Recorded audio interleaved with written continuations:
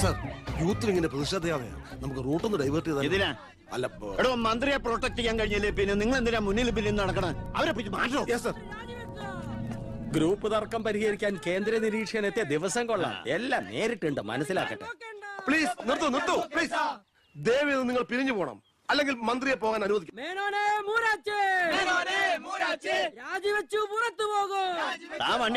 വണ്ടി ഇവിടെ വരട്ടെ. ആ കടന്നു വരുന്ന ആളത്ര ശരിയല്ല.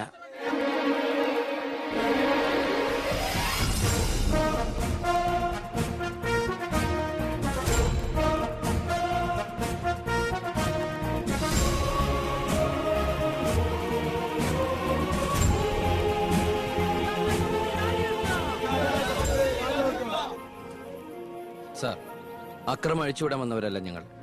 മന്ത്രി മീനക്കൊന്ന് സംസാരിക്കണം. Hello, control room, CA Vijayan here. വിദ്യാഭ്യാസ മന്ത്രി ആരുടെ നെഞ്ചത്തൊക്കെ കയറാൻ പോണത്? നിങ്ങൾ എന്തിനാ എന്റെ വഴി തടയുന്നേ? വിദ്യാർത്ഥികളെ പോലീസ് മൃഗീയമായി മർദ്ദിച്ചു. ബോംബെറിഞ്ഞതിന്റെ പേരിൽ നിരപരാധികളെ പിടിച്ച് അത്തിട്ടിരിക്കുന്നതിന് നിങ്ങൾ ഉത്തരം പറയണം. അതൊക്കെ പോലീസ് വകുപ്പ് കൈകാര്യം ചെയ്യുന്ന മുഖ്യമന്ത്രിയോട് ചോദിക്കണം. അയാൾക്കെതിരെ സമരം ചെയ്യണം. ഓ, അവനെയും കൊണ്ടുവാ. നിങ്ങളുടെ അധികാര മോഹങ്ങൾക്ക് വേണ്ടി പാവം വിദ്യാർത്ഥികളെ കരുവാക്കാൻ നോക്കണ്ട. ബഹുമാനപ്പെട്ട വിദ്യാഭ്യാസ മന്ത്രി ഉദ്ദേശിച്ച പോലെ ഇതിന്റെ പേരിൽ ഒരു വിദ്യാർത്ഥി സംഘടനയും സമരം ചെയ്യില്ല. അക്രമങ്ങൾ അഴിച്ചുവിടില്ല. അവരെല്ലാം തിരിച്ചറിഞ്ഞു കഴിഞ്ഞു. ഇവനാണ് പോലീസിന് നേരെ ബോംബെറിഞ്ഞവൻ. 3rd റേറ്റ് ഗുണ്ട വിക്ടർ സാമുവൽ. മന്ത്രി പറയണം ഇവൻ ഏത് കോളേജിലാ പഠിക്കുന്നതെന്ന്. ചക്കിന് വെച്ചത് കൊക്കിന് കൊണ്ടു. സമാധാനപരമായി സമരം നടത്തിയവരുടെ ഇടയിൽ നുഴഞ്ഞു കയറി ബോംബെറിഞ്ഞ എന്തിനാണെന്ന് ഇവൻ പറയും. ആര് പറഞ്ഞിട്ടാന്ന് ഇവൻ പറയും. കോലം, പെർഫെക്റ്റ് കോലം. വിദ്യാഭ്യാസ മന്ത്രി രാജിവെക്കുക.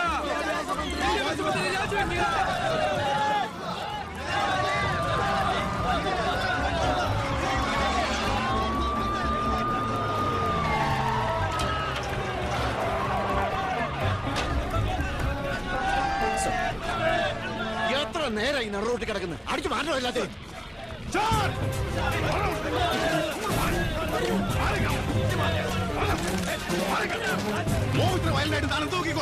വെറുതെ ഇഷ്യൂ ഉണ്ടാക്കണം. കോലം കത്തോട് രസിക്കുക. അടിച്ച് ഓടിക്കൊല്ലാതെ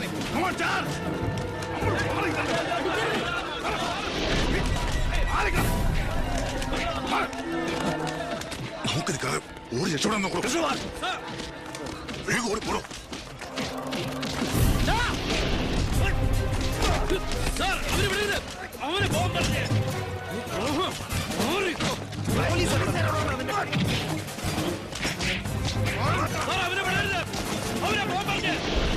ആ പയ്യൻ കൊള്ളാവല്ലോ. അവനെ നാളെ നമ്മുടെ ഇടയിൽ കണ്ടേക്കാം. നല്ല ഉശിര് അല്ലേ? അത് പിന്നെ കാണാതിരിക്കോ? താൻ അറിയോ അയാളെ? അറിയും. ഞങ്ങൾ തമ്മിലൊരു ചെറിയ ബന്ധമുണ്ട്. എന്ത് ബന്ധം? എന്റെ ഒരേ ഒരു മോന. ആറ്റുനോറ്റുണ്ടായ ഒരേ ഒരു ഉണ്ണി. അവന്റെ ചോറ് ഇവിടെയും കൂറ് അവിടെയുമാണ്. അവൻ നിൽക്കുന്നത് മുഖ്യന്റെ ചേരിയില്ല, താമസിക്കുന്ന മേനോൻ സാറിന്റെ വീട്ടിലും. ഇവരുടെ വീടാണ് ഒരു വീട്, കുടുംബം ഒരു കോവിൽ.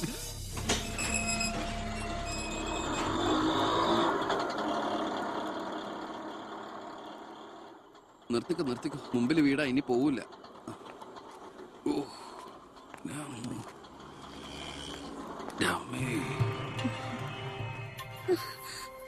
അയ്യോ, ഇതെന്തു പറ്റിയടാ?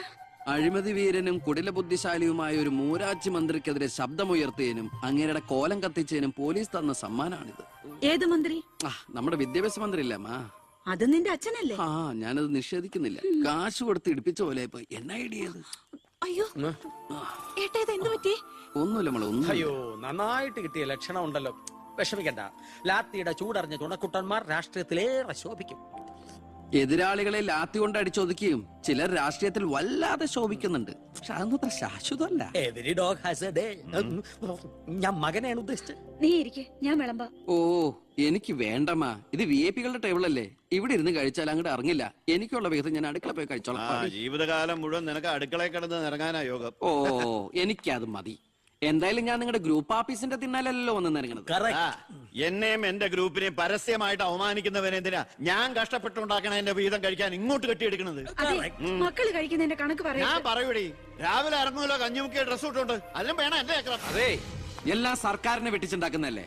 സർക്കാരിന്റെ കാശ് എന്ന് പറയുന്നത് ജനങ്ങളുടെ കാശാ. അതിലെനിക്കും അവകാശമുണ്ട്. ഉണ്ണി, നീ അടുക്കളയിലേക്ക് പോയി ഭക്ഷണം കഴിക്കും. ഉപദേശിക്കുകയാണെന്ന് കരുതരുത്.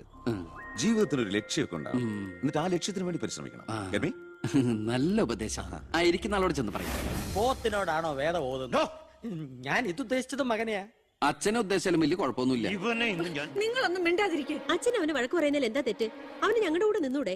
എവിടെ നിൽക്കാനാ? എനിക്കെതിരെ ആഞ്ഞടിക്കാൻ ആ മുഖ്യനവനെ കരുവാക്കിയിരിക്കുക. ആരോപണം ഞാൻ നിഷേധിക്കുന്നു. ഇവൻ എന്റെ മോൻ തന്നെയാണോ അതോ മുഖ്യറ്റം? ആ ചോദ്യം ലക്ഷ്മി തീറ്റ കഴിഞ്ഞ ഇറങ്ങി പോരുന്ന.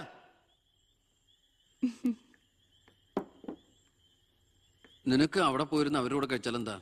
എനിക്ക് അവരോട് ഇരുന്ന് ശരിയാവില്ല ഏട്ടാ. അവരൊക്കെ വലിയ വലിയ കാര്യങ്ങളെ പറയണേ. എനിക്കതൊന്നും മനസ്സിലാവില്ല. എടി, അവരെന്താ പറയണേന്ന് അവർക്ക് തന്നെ മനസ്സിലാവണേ. അതാ നിനക്ക് മനസ്സിലാവാത്തത്. അതെന്താ നീ മനസ്സിലാക്കാത്തെ? ചുമ്മാ ഇരിയേട്ടാ. നിന്റെ ഈ വൃത്തിയുടെ സ്വഭാവം കാരണ ഞങ്ങളുടെയൊക്കെ കുട്ടികളെ ഊട്ടി നിർത്തി പഠിപ്പിക്കുന്നത്. നിന്നെ മാതൃകയാക്കി നശിക്കാതിരിക്കാൻ. അതേതായാലും നന്നായി. അവരെന്നെ കണ്ട് പഠിക്കുന്നതിനേക്കാൾ കുഴപ്പാ അവരവരുടെ അച്ഛനെയും അപ്പൂപ്പനെയും കണ്ട് പഠിക്കുന്നത്. ഓ, ഈനാമ്പച്ചിക്ക് മരപ്പെട്ടി കൂട്ട്. ഏയ്, എന്റെ മൂത്തളീനെ മരപ്പെട്ടി എന്ന് വിളിച്ചാണ്ടല്ലോ. ഓ, തുടങ്ങിയ പിന്നെ തമ്മി കണ്ട കീരിയും പാമ്പോ. നിനക്കിത് എന്തിന്റെ കേടാടാ? എപ്പോ നോക്കിയാലും കൂടപ്പറപ്പുകളുമായിട്ട്. അത് പോട്ടെ, അച്ഛനെതിരെ നീ. അമ്മേ, ഞാൻ അച്ഛനെതിരല്ല. അച്ഛന്റെ നയങ്ങളോടാണ് എതിർപ്പ്. അച്ഛന്റെ രാഷ്ട്രീയ നേട്ടങ്ങൾക്ക് വേണ്ടി അച്ഛൻ കാട്ടിക്കൂട്ടുന്ന നെറുകേടുകൾക്കെതിരെ ഞാൻ അറിയാതെ ചോദിച്ചു പോവുകയാണ്. ചോദിച്ചു പോണ്ട, അവിടെ ഇരുന്ന് കഴിക്കേ. പറഞ്ഞ പോലെ കഴിച്ചിട്ട് പോവാം. എടാ, നിന്റെ അച്ഛൻ എത്ര നെറുകേട് കാണിച്ചാലും അങ്ങേര് കഷ്ടപ്പെട്ടുണ്ടാക്കണതല്ലേ നീ ഇപ്പൊ കഴിക്കണത്? അത് മാത്രം പറയരുത് അമ്മേ. അമ്മേ, ഞാൻ കഴിക്കണത് അമ്മയ്ക്കുള്ള കഞ്ഞിയുടെ ഒരു വിഹിതമാണ്. എനിക്കൊരു നല്ല കാലം വരുമ്പോ ഞാൻ ഈ കഞ്ഞി മുഴുവൻ അമ്മയ്ക്ക് ചോറായിട്ട് തിരിച്ചു തരും. അതുവരെ എന്റെ വയറിനൊരു ലോട്ട്. എനിക്കും എന്റെ ജീവൻ നിലനിർത്തണ്ടേ അമ്മേ?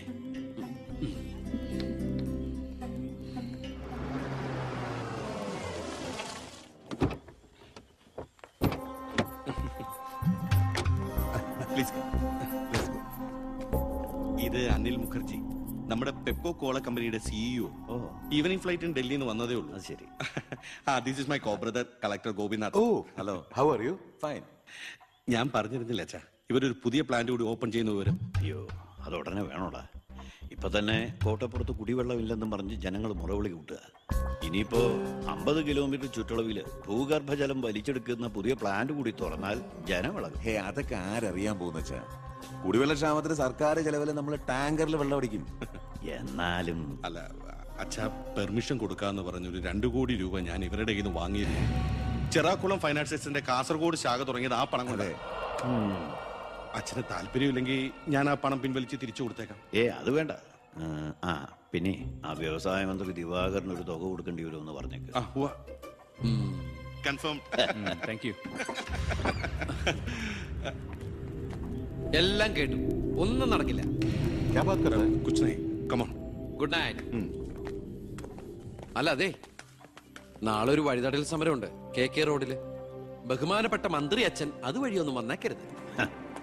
പിന്നെ മന്ത്രിയുടെ കാറ് മാൻ തടഞ്ഞു എന്നും പറഞ്ഞ് രാത്രി ഉണ്ണാൻ വന്നിരിക്കുമ്പോ എന്റെ കഞ്ഞിൽ പാറ്റിടാൻ വന്നുണ്ടല്ലോ. കഞ്ഞി കുടിച്ചിട്ടേ പോകുള്ളൂ. കേന്ദ്ര സർക്കാരിനെ എതിർക്കാൻ വേണ്ടി മാത്രം പെട്രോൾ വില വർധനയ്ക്കെതിരെ സമരം ചെയ്യുന്ന മറ്റ് സംഘടനകളും ഒന്ന് ഓർക്കണം. അവരുടെ സർക്കാർ ഭരിച്ചിരുന്നപ്പോഴും ഇവിടെ അടിക്കടി വില വർദ്ധിപ്പിച്ചിട്ടുണ്ടെന്ന് എന്ന് കരുതി കേന്ദ്ര സർക്കാരിനെ ന്യായീകരിക്കുകയല്ല ഞാൻ. നമുക്കെല്ലാവർക്കും അറിയാം, പെട്രോളിന് വില കൂടുമ്പോൾ ഇവിടെ ഉപ്പ് തൊട്ട് കർപ്പൂരം വരെയുള്ള സാധനങ്ങൾക്ക് അമിതമായ വില കൂടുമെന്ന്. ഓട്ടോ ചാർജ് വർധന, ബസ് ചാർജ് വർധന, ഇതൊന്നും ഇവിടുത്തെ സാധാരണ ജനങ്ങൾക്ക് താങ്ങാൻ കഴിയില്ല. എന്നും സാധാരണക്കാർക്ക് വേണ്ടി നിലകൊള്ളുന്നവരാണ് നമ്മൾ. ഭരണകക്ഷിയായാലും നമ്മൾ ഇത് ഇപ്പോഴൊന്നും തീരുന്ന ലക്ഷണമില്ല. ഇപ്പൊ തന്നെ ലേറ്റാ. ഇന്ന് പരീക്ഷാ ദിവസമായിട്ട് ടീച്ചറെ ഒന്ന് പറഞ്ഞു നോക്കിയാലോ? ഞാൻ പറയാം. 947 നമ്മുടെ മഹാത്മജി നമുക്ക് വാങ്ങിത്തന്ന സ്വാതന്ത്ര്യം നീണ്ട സമരങ്ങളിലൂടെയാണ്. ദയവായി നിങ്ങൾ വാഹനങ്ങൾ കടത്തിവിടണം. ഇതൊരു പബ്ലിക് റോഡല്ലേ? ഇതൊരു പബ്ലിക് മാറ്ററാ. പബ്ലിക്കും കൂടി സഹകരിക്കേണ്ട വിഷയം. പബ്ലിക്കിനെ ബുദ്ധിമുട്ടിച്ചിട്ടാവരുത് വഴിയോര പ്രസംഗം. ഇങ്ങനെ നടുറോഡിൽ വെച്ചിട്ടാണോ പബ്ലിക് മീറ്റിംഗ് നടത്തുക? പബ്ലിക്കിന് വേണ്ടിയിട്ടാണ് മാഡം പബ്ലിക്കായ കാര്യങ്ങൾ പബ്ലിക്കായി പറയുന്നത്. ഇത് പബ്ലിക്കിന്റെ മുന്നിൽ വെച്ച് പബ്ലിസിറ്റിക്ക് വേണ്ടി ഉണ്ടാക്കുന്ന പബ്ലിക് ന്യൂസൻസ് ആണെന്ന് പബ്ലിക്കിന് മൊത്തം അറിയാം. ഏതാ ഈ പബ്ലിക്? ചുമ്മാ ഒരു കാര്യമില്ലാതെ ഒരു ഉടക്ക്. ഒരു കാര്യമില്ലാണ്ട് ഉടക്കാൻ പെങ്ങളെന്താ പ്രതിപക്ഷ നേതാവിന്റെ മോളാണോ? എന്താ പെങ്ങളുടെ പ്രശ്നം? നിങ്ങൾക്ക് ഇതുപോലെ ഓഡിറ്റോറിയത്തിൽ വെച്ച് നടത്തിയാൽ എന്താ? എഴുതി വെച്ചിരിക്കണ കണ്ടില്ലേ? വഴിതടയൽ സമരം ഒന്ന്. വഴിതടയൽ സമരം എങ്ങനെ ഓഡിറ്റോറിയത്തിൽ വെച്ച് നടത്തണത്? എന്റെ കുട്ടികൾക്ക് ഇന്ന് പരീക്ഷയാണ്. എന്നിട്ട് കുട്ടികളെ ബസ്സിൽ ഓ എന്റെ ഈശ്വര, ഒരു വണ്ടി നിറയെ കുട്ടികളോ? അല്ല, അപ്പൊ കുട്ടികളുടെ അച്ഛൻ എന്താ പണി? ഇതൊക്കെ തന്നെയായിരിക്കും. അല്ലാതെന്താ? ചുമ്മാരിടാ. നാം ഒന്ന് നമുക്കൊന്നെന്ന് ഗവൺമെന്റ് പരസ്യം ചെയ്യുന്ന ഈ കേരള സംസ്ഥാനത്ത് ഒരു വണ്ടി നിറയെ കുട്ടികളുമായി വന്നിരിക്കുന്ന ഒരമ്മ നമുക്കിത് വാർത്തയാക്കണം. അതെന്റെ സ്കൂളിലെ കുട്ടികളാ. അശ്വ, അത് ഞാൻ അറിഞ്ഞില്ലട്ടാ. കൊച്ചുകുട്ടികളുടെ ഭാവി തകർത്തിട്ടാവരുത് നാട് നന്നാക്കല്. പെങ്ങൾ ഇപ്പൊ പറഞ്ഞത് ന്യായം. ഇന്നത്തെ കുട്ടികളാണ് നാളത്തെ പൗരന്മാർ. അവരാണ് ഇന്ത്യയെ നയിക്കേണ്ടവർ. ആ പൗരന്മാർക്ക് വേണ്ടി ആ വണ്ടി ഒന്നോട് കടത്തി വിടറാ. അങ്ങോട്ട് ചെല്ലു. പെങ്ങൾ അങ്ങോട്ട് പൊക്കോളൂ. അപ്പോൾ ഞാൻ പറഞ്ഞു നിർത്തിയ ഇതുപോലുള്ള സമരങ്ങൾക്ക് ജനപിന്തുണയുണ്ടാകണം. ഒറ്റക്കെട്ടായിട്ട് നിന്ന് പോരാടണം. പ്രിയപ്പെട്ട നാട്ടുകാരെ, ഞാൻ പറയുകയാണ്, ഞാൻ ചോദിച്ചു പോവുകയാണ്. പ്രിയപ്പെട്ട നാട്ടുകാരെ, ഞാൻ പറയുകയാണ്, ശ്രീമതി ഇന്ദിരാഗാന്ധി ഇവിടത്തെ പ്രധാനമന്ത്രിയായിരുന്നപ്പോൾ ഇവിടെ എന്തിന്റെ കുറവുണ്ടായിരുന്നു? ഞാൻ ചോദിക്കുകയാണ്. എന്താടി? അയ്യോ, ഇത് പിടിച്ച്. അതെ, നിങ്ങളെല്ലാരും ഇവിടെ ഇരി, ഞാനിപ്പോ വരാം. പിന്നിക്കരുത്.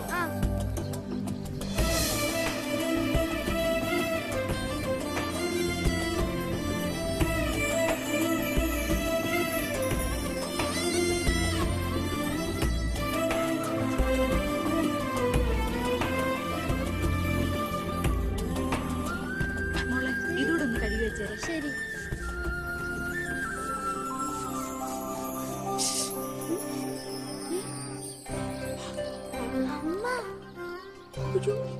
ഇനി മോള് പോയി പഠിച്ചോളൂ, അമ്മ കഴിക്കോളാം. ശരി. എന്താ? ഇതേ ആരും കാണാതെ വേണം വായിക്കാൻ. ആളാകെ 1.5 ചാണേ ഉള്ളൂ. ഇപ്പോഴേ വളഞ്ഞ കാന്താരിയ. അതുകൊണ്ടല്ലേ അവൻ കൊടുത്ത കത്ത് പഠിച്ച്. ദേവകമേ, കുട്ടികളായതുകൊണ്ട് ഞാൻ ക്ഷമിച്ചു. ഇനി വളരുമ്പോഴും അവര് ബന്ധം തുറന്നാ കുഴപ്പാ. നമ്മളായിട്ട് അതിന് സാഹചര്യം ഉണ്ടാക്കണ്ട. അതുകൊണ്ട് ദേവകമ കൊടുത്ത് പൊക്കോളൂ. ലക്ഷ്മി ഒന്നും പറയണ്ട.